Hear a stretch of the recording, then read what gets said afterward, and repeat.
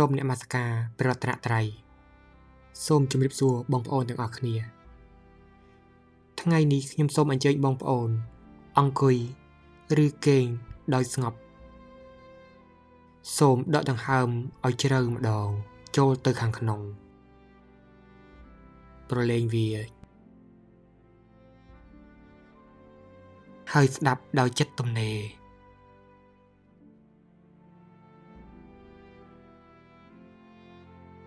ប្រធានបទដែលយើងនឹងនិយាយថ្ងៃនេះគឺជារឿងមួយដែលមនុស្សជាច្រើនបានជួបប៉ុន្តែមិនសូវហ៊ាននិយាយការត្រូវគេបោកប្រាស់ការត្រូវគេក្បត់ការដាក់ចិត្តលើមនុស្សខុសហើយចុងក្រោយចិត្តយើងឈឺចាប់ខ្លាំងបំផុតថ្ងៃនេះយើងមិននិយាយដើម្បីបន្តអ្នកណាមិននិយាយដើម្បីជេរនិងមិននិយាយដើម្បីបង្កកំហឹងឡើយតែយើងនិយាយដើម្បីយល់និងដើម្បីដោះលែងចិត្ត1ការឈឺចាប់ពីការបោកប្រាស់ពេលដែលគេបោកយើងវាមិនមែនឈឺត្រឹមតែព្រឹត្តិការណ៍នោះទេវាឈឺដល់ការជឿលើមនុស្សការជឿលើការសន្យាការជឿលើចិត្តល្អរបស់ខ្លួនឯងយើងអាចសួរខ្លួនឯងថាហេតុអ្វីគេអាចធ្វើបែបនេះតើខ្ញុំល្ងងពេកឬតើមនុស្សលើលោកនេះអាចជឿបានទៀតទេព្រះពុទ្ធសាសនាមិនប្រាប់ថាការឈឺចាប់នេះគឺខុសឡើយព្រះអង្គទទួលស្គាល់ថានេះគឺជាទុក្ខ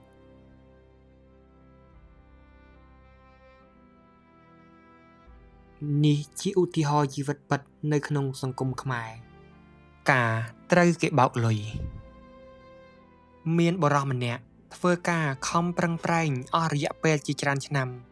សន្សំលុយបានបន្តិចបន្តួចដោយគិតថាលុយនេះសម្រាប់អនាគតគ្រួសារថ្ងៃមួយមានមនុស្សម្នាក់ដែលស្គាល់គ្នានិយាយថាបើបងដាក់លុយជាមួយខ្ញុំមួយខែបានប្រាក់ចំណេញជាច្រើនព្រោះតែការជឿព្រោះគិតថាមនុស្សស្គាល់គ្នាគាត់ក៏យកលុយដែលសន្សំទៅឲ្យគេដំបូងគេឲ្យចំណេញតិចតិចដើម្បីឲ្យជឿជាក់កាន់តែខ្លាំងបន្ទាប់មកលុយធំឡើងហើយមនុស្សនោះបាត់ទៅជាមួយលុយទាំងអស់លុយបាត់ក្តីទុកចិត្តបាត់ចិត្តឈឺជាងលុយតាមមាគ៌ាព្រះធម៌ព្រះពុទ្ធសាសនាប្រាប់ថាលោភៈជាឫសគល់នៃទុក្ខមិនមែនលោភៈអាក្រក់ទេតែការមិនដឹងព្រំដែនធ្វើឲ្យចិត្តងងឹតមនុស្សបោកគេចាញ់លោភរបស់ខ្លួនអ្នកត្រូវបោកក៏រងទុក្ខព្រោះការរំពឹងទាំងពីរនៅក្នុងសង្វាក់កម្ម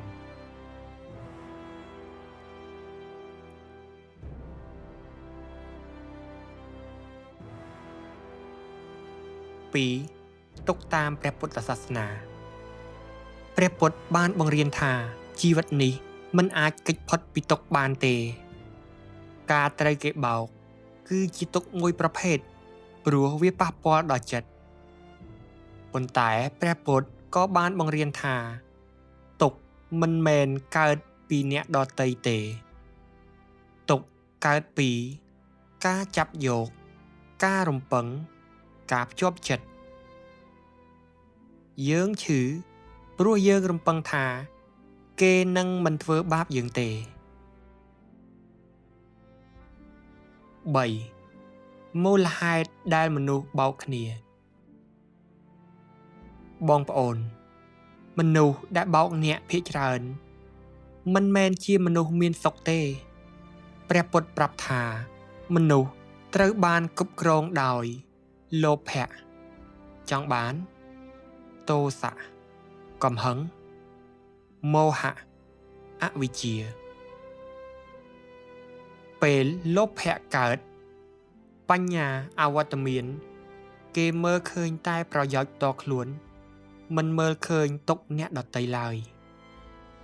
នេះគឺជាកម្មរបស់គេមិនមែនជាតម្លៃរបស់អ្នកឡើយ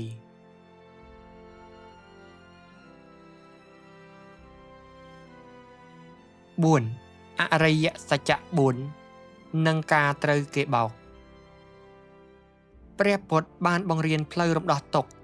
តាមអរិយសច្ចៈ4 1. ទុក្ខ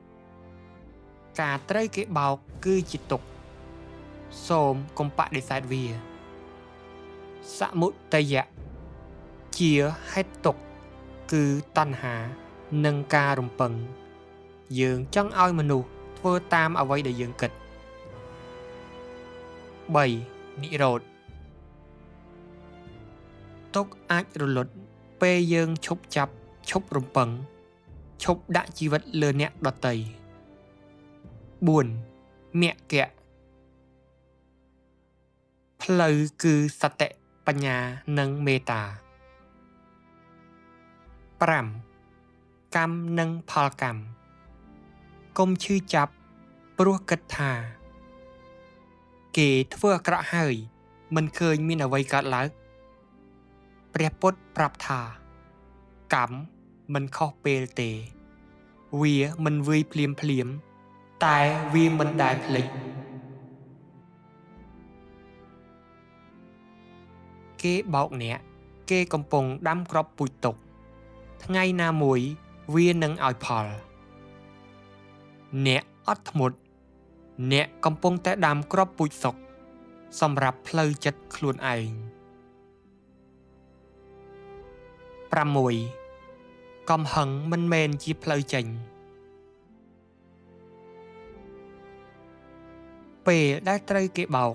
កំហឹងកើតឡើងវាគឺជារឿងធម្មតា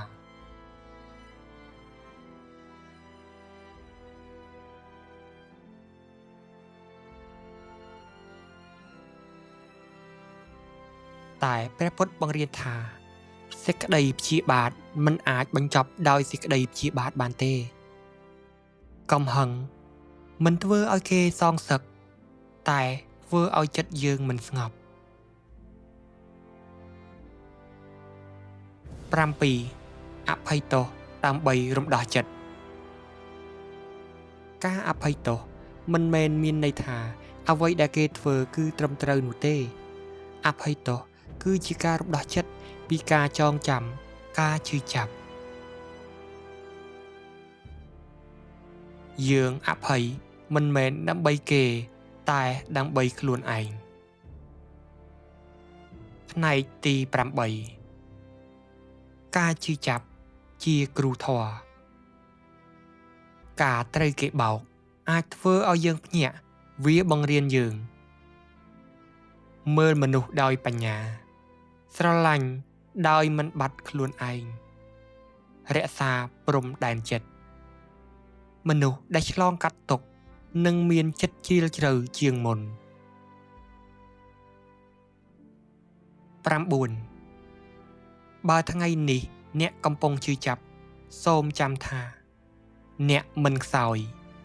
អ្នកមិនល្ងង់អ្នកគ្រាន់តែមានចិត្តល្អ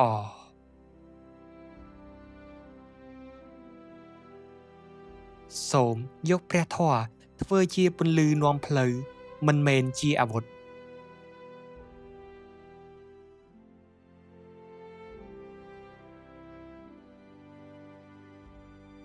ដោះលែងចិត្តហើយអនុញ្ញាតឲ្យខ្លួនឯងរស់ដោយសុខសន្តិភាព